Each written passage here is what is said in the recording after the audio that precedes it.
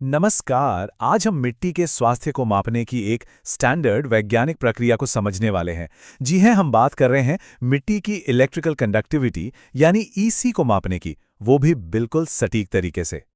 असल में मिट्टी की ईसी जांचने का मतलब है ये पता लगाना कि मिट्टी में नमक की मात्रा कितनी है, या कहें कि मिट्टी कितनी खारी है। ये जानना बहुत जरूरी है क्योंकि ज्यादा नमक पौधों की ग्रोथ को बुरी तरह से रोक सकता है। तो चलिए इस जरूरी टेस्ट के पूरे प्रोसेस को स्टेप बाय स्टेप समझते हैं। तो आज हम क्या क्या देखने वाले हैं?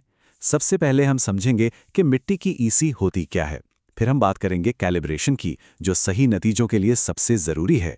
इसके बाद हम देखेंगे कि मिट्टी का सैंपल कैसे तैयार किया जाता है, रीडिंग कैसे ली जाती है, और आखिर में उन रीडिंग्स का मतलब क्या होता है।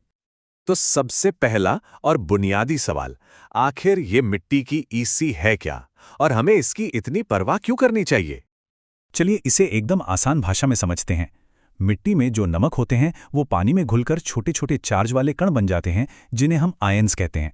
जितने ज्यादा आयंस होंगे, बिजली उतनी ही आसानी से उस पानी से गुजर पाएगी। सीधा सा मतलब है, ज्यादा ईसी मतलब मिट्टी में ज्यादा नमक।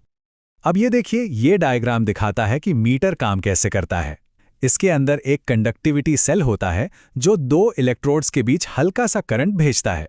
पानी में मौजूद आयंस इस करंट को एक सिरे से दूसरे सिरे तक ले जाने में मदद करते हैं। मीटर बस ये मापता है कि करंट कितनी तेजी से बह रहा है, और बस वही होती है हमारी ईसी रीडिंग। ठीक है, तो अब हम ये तो समझ गए कि ईसी क्या है, पर कोई भी माप लेने से पहले हमें ये पक्का करना होता है कि हमारा उपकरण यानी मीटर एकदम सही रीडिंग दे रहा है, और यहीं पर कैलिब्रेशन की भूमिका आती है। ये एक ऐसा स्टेप है जिससे हम बिल्कुल भी नहीं छोड़ सकते। इस बात को गांठ बांध लीजिए, अगर कैलिब्रेशन सही नहीं है तो हमारे सारे नतीजे बेकार हैं, उन पर भरोसा नहीं किया जा सकता।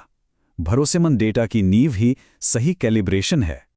तो हम मीटर को सही कैसे करते हैं, इसके लिए हम एक खास सॉल्यूशन इस्तेमाल करते हैं। यह है पोटेशियम क्लोराइड या KCl का एक ऐसा घोल जिसकी ईसी हमें पहले से ही ठीक ठीक पता होती है। यह हमारे लिए एक बेंचमार्क की तरह काम करता है। और वो बेंचमार्क वैल्यू क्या है? वो है 1.412 मिलीसीमेंस प्रति सेंटीमीटर 25 डिग्री सेल्सियस पर। यही वो जादुई नंबर है जिसे हमें कैलिब्रेशन के दौरान अपने मीटर पर सेट करना होता है। तो इसका प्रोसेस क्या है? बहुत सिंपल। सबसे पहले प्रोब को डिस्टिल्ड पानी से अच्छी तरह साफ करें, फिर उसे KCl सॉल्यूशन से धोएं और उसी में डुबो दें।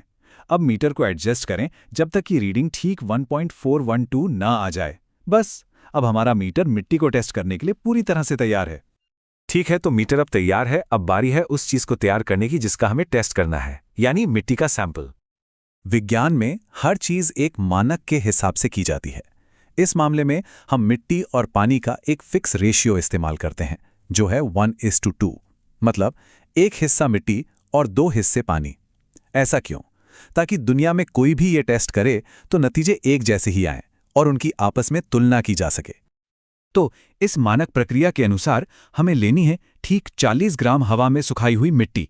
मात्रा का ध्यान रखना बहुत जरूरी है।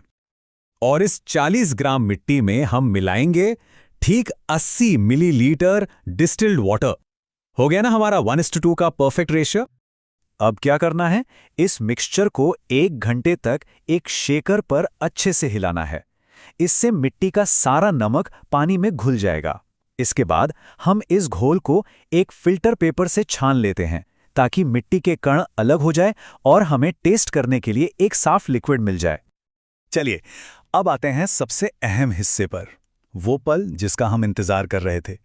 अब हम लेंगे असल रीडिंग। प्रोसेस यहां भी सीधा है। सबसे पहले ये पक्का करें कि प्रोब एकदम साफ हो, फिर उसे छाने हुए मिट्टी के घोल में डुबो दें। कुछ सेकंड रुकें ताकि रीडिंग स्थिर हो जाए, और फिर उस रीडिंग को नोट कर लें। और बस इतना ही करना है। यहां एक बहुत जरूरी बात याद रखने वाली है। हर सैंपल की रीडिंग लेने से पहले और बाद में प्रोब को डिस्टिल्ड वाटर से धोना कभी ना भूलें। इससे एक सैंपल की रीडिंग दूसरे को प्रभावित नहीं करती और हमारे नतीजे हमेशा सटीक आते हैं। तो हमारे पास अब एक नंबर तो आ गया है, पर इस नंबर का मतलब क्या है? बिना मतलब जाने ये बस एक नंबर ही तो है। तो चलिए अब आखिरी और सबसे जरूरी कदम की ओर बढ़ते हैं, इन नतीजों को समझने की कोशिश करते हैं। तो ये टेबल हमें पूरी कहानी बताती है। अगर रीडिंग 0 से 2 के बीच है तो समझिए मिट्टी बहुत अच्छी है, इसमें नमक नहीं है। अगर रीडिंग 4 से 8 के बीच जाती है तो मिट्टी थोड़ी खारी है और कई फसलों की पैदावार पर असर पड़ सकता है। और अगर ये 8 से ऊपर चली जाए तो मिट्टी काफ़ी खारी है और सिर्फ नमक सहने वाली फसलें ही वहां उग पाएंगी।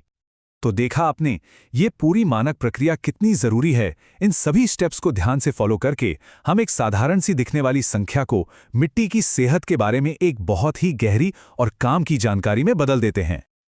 लेकिन अब सवाल ये उठता है कि इस जानकारी का करें क्या? अब जब हम जानते हैं कि मिट्टी कितनी खारी है, तो हम सही फसलें चुनने, सिंचाई का सही तरीका अपनाने और मिट्टी को सुधारने के बारे में बेहतर फैसले ले सकते हैं। असली काम तो अब शुरू होता है।